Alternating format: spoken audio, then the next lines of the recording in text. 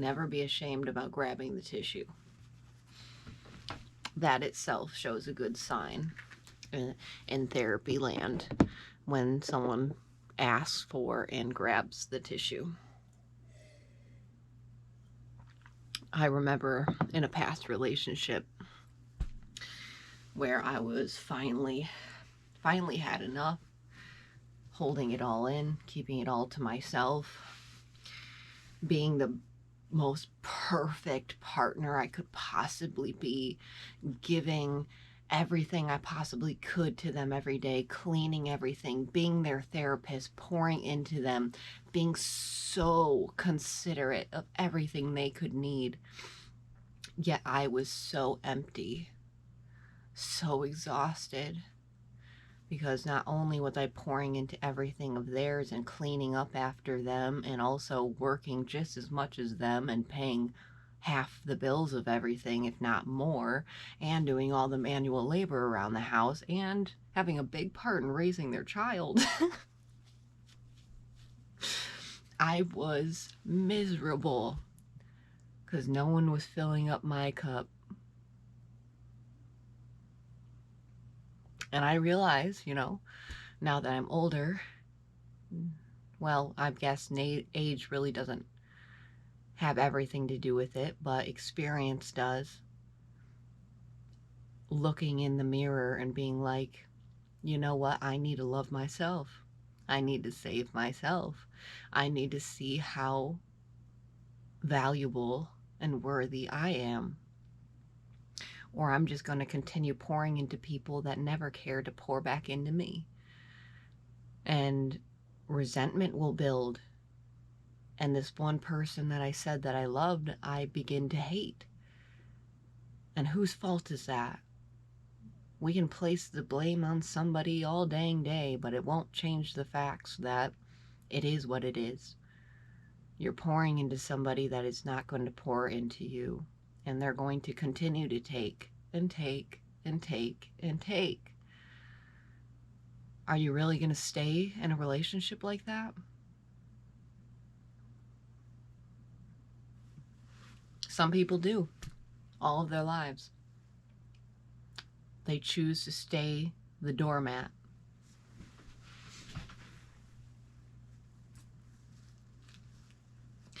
In this therapy session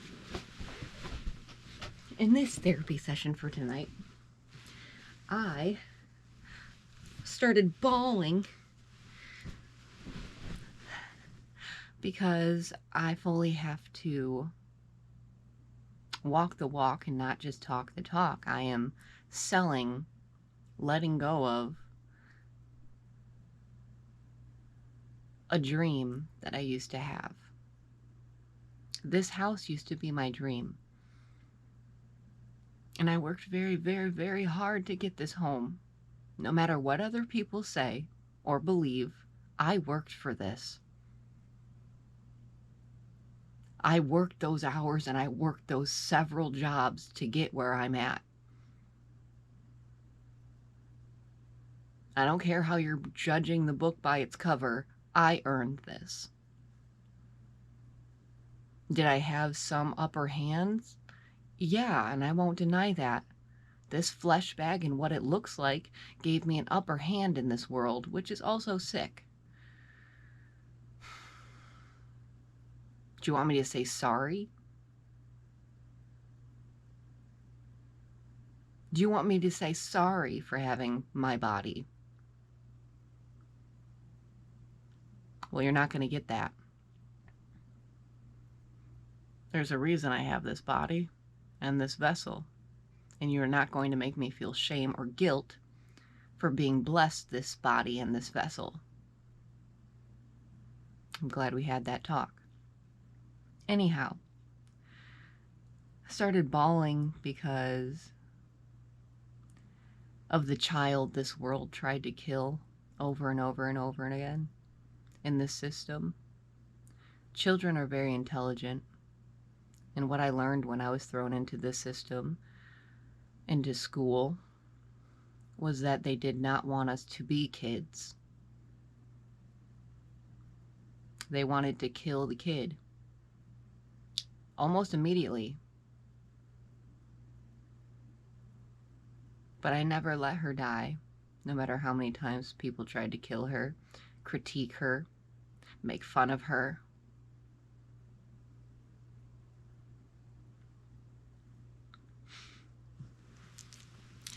I want to share with you all the dreams I had with this home. Childish ones. I always wanted to have the money someday to put like a clubhouse on the top of my house. Well, it's not going to be my house anymore soon. A clubhouse in the shape of a boat, like a mini Noah's Ark, with ladders going up to it so that kids and myself could climb above the house and be in a clubhouse boat. It would be a boathouse. I've always wanted a boathouse. And I had a plan to have the walkway down to the river turned into a slide, like a slip and slide, so people could slide right down into the river, and find a good tree to tie a rope on so that people could swing on a rope and let go and fall into the river. I also had this idea because I've seen it done before with I forget what they call it, PVP piping, PZP piping. Anyway, plastic long poles piping where you can make a little chute so you can throw down beers or drinks and waters to people that are floating down the river, and you can shoot down beverages to them.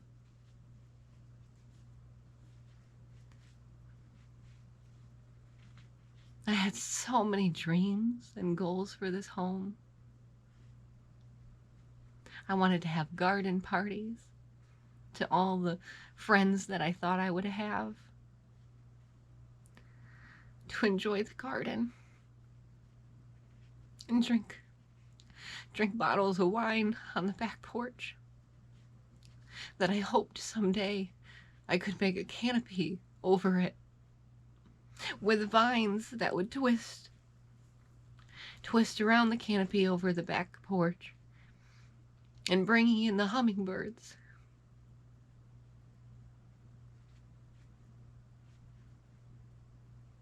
I planned on putting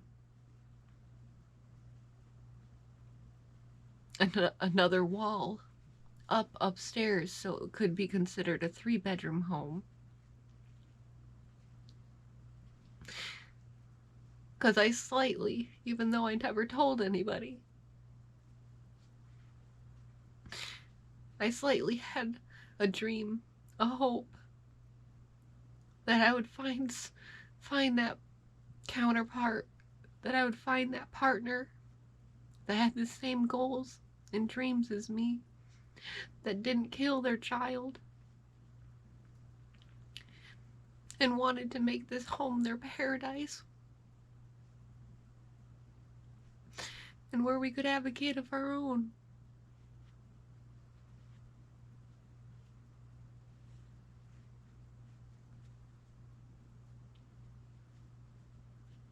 When I was little, when I was that 10-year-old girl, I wanted to have a huge family. At least 7 kids.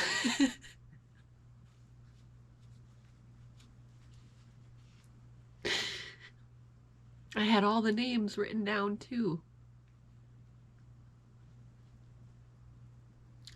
But I think that was in one of the journals I burned.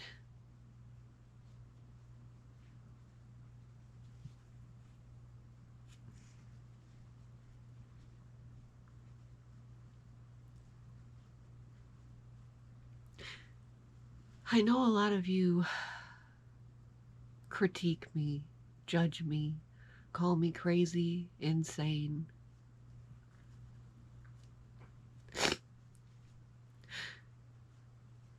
But there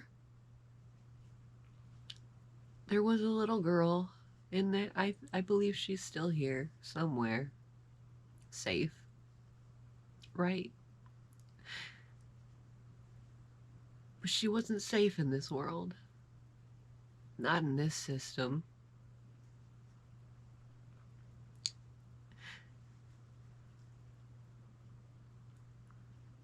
Kids just want to be loved. And yet we're stripping them of it because we want them to be less rowdy. We want them to be more mature. Because we want them to be conditioned and told this is what you're worth. You're not worth more than 40, 30,000 a year. And you should be happy you even get that.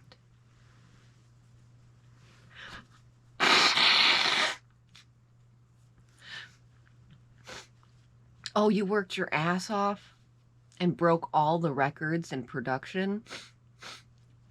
Here's your 46-cent raise. Forget a gift card. Here's a little plastic trophy for being the coolest. The Coolness Award goes to you, even though we don't respect you. Not your body, not your time. But we'll give you a plastic Coolness Award. Smile. You're on camera.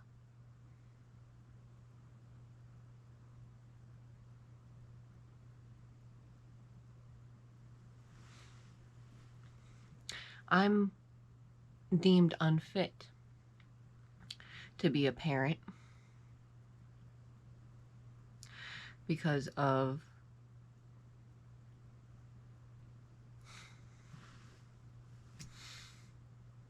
the instability of me.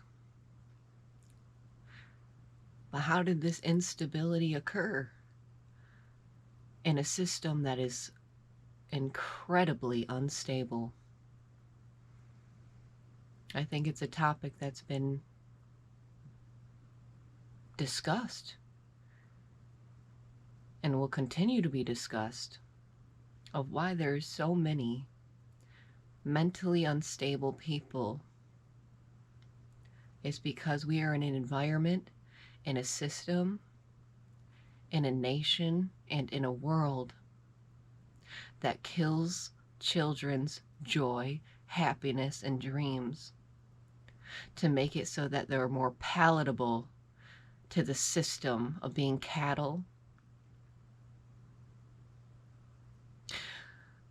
and being told that they're only worth cents, pennies.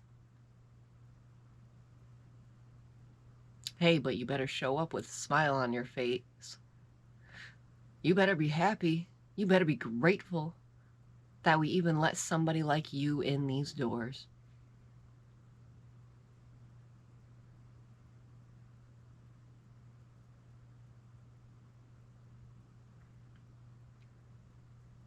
Ridicule me, criticize me because of my instability,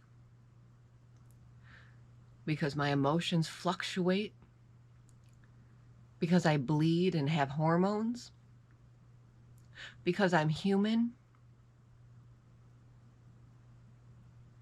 No wonder she wants to die. No wonder she wants to run away and disappear and be abducted by aliens. No wonder she identifies as non-human. No wonder the only love that she's fully felt, has known and seen and accepted her, has been Jesus. No wonder. You guys crushed her and told her she was only worth 46 fucking cents.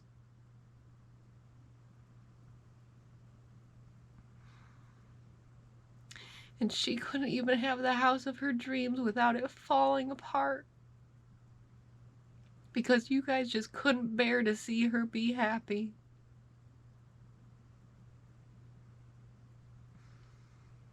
scream at her to shut up because she sang the song wrong.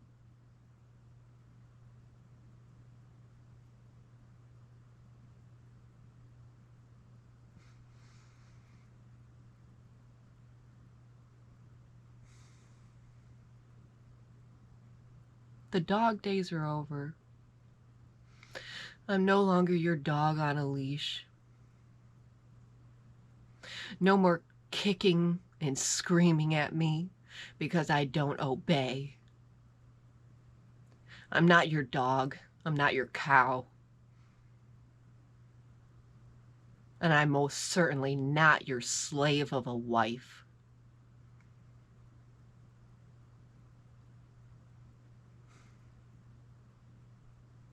I'm the man. I'm the father. I'm the Alpha, Omega, beginning and the end. I am Jesus.